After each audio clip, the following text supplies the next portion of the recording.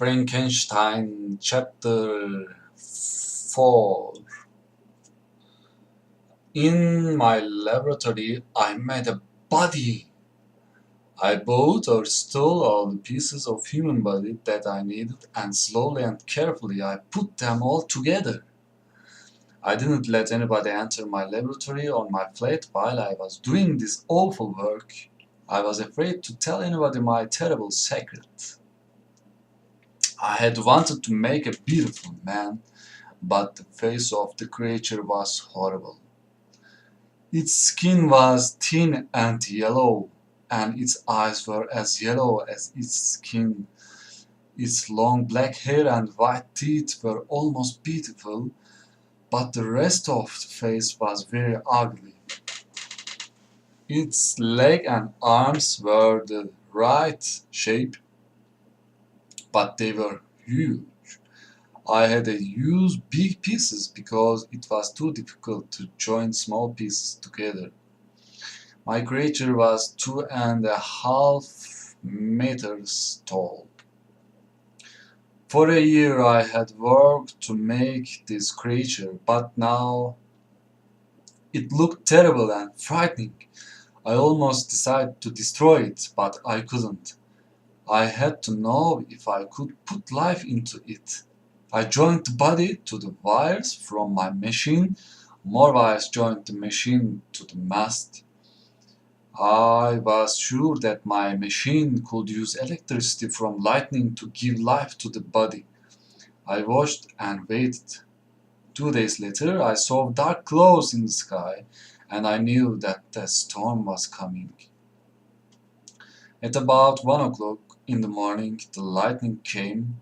My mast began to do its work immediately, and the electricity from the lightning traveled down the mast to my machine. Would the machine work? At first nothing happened, but after a few minutes I saw a creature's body began to move. Slowly, terribly, the body came alive. Its arms and legs began to move, and slowly it sat up. The dead body had been an ugly thing, but alive it was much more horrible. Suddenly I wanted to escape from it. I ran out of the laboratory and locked the door. I was filled with fear and what I had done. For hours I walked up and down in my flat. At last I lay down on my bed and fell asleep. But my sleep was full of terrible dreams, and I woke up suddenly.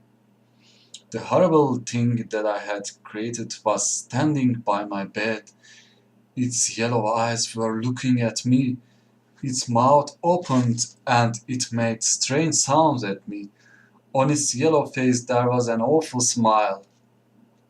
One of its huge hands reached towards me.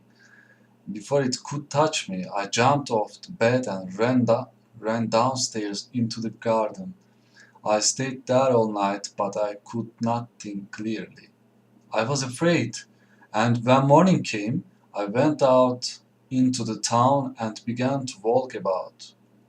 I didn't notice where I was walking, but soon I came to the station. A train from Geneva had just arrived, and the passengers were leaving the station. One of them ran towards me when he saw me. It was my dear friend Henry Clerval. He was very pleased to see me. He took my hand and shook it warmly. "My dear Victor," he said, "what a lucky chance that you are here at the station. Your father and Elizabeth and the others are very worried about you because you have not visited them for a long time. They asked me to make sure that you are well, and I've very good news. My father has agreed to let me study at the university, so we shall be able to spend a lot of time together." I was very happy to hear this news, and for a moment I forgot my fears. I took Henry back to my flat and asked him to wait outside while I went in to look. I was afraid that the creature was still there, but it had disappeared. At the time, I didn't think of other people and what the creature could do to them. I took Henry into the flat and cooked a meal for us, but Henry noticed how thin I was and that I was laughing too much and couldn't sit still. Suddenly he said, "My dear Victor, what is the matter with you? Are you ill? Ah, has something awful happened?" "Don't ask me that," I cried. I put my hands over my eyes. I thought I could see the horrible creature there in front of me. I pointed wildly across the room and shouted, "He can tell you! Save me! Save me!" I tried to fight the creature, but there was still nothing there. Then I fainted and fell to the floor. Poor Henry. I don't know what he thought. He called a doctor and they put me to bed. I was very ill for 2 months and Harry stayed and looked after me. His loving care saved me from that. I want to go home and see my family as soon as possible. When I was well enough, I packed my clothes and books. All my luggage was ready, and I was feeling very happy when the postman arrived with some letters. One of the letters ended my short time of happiness.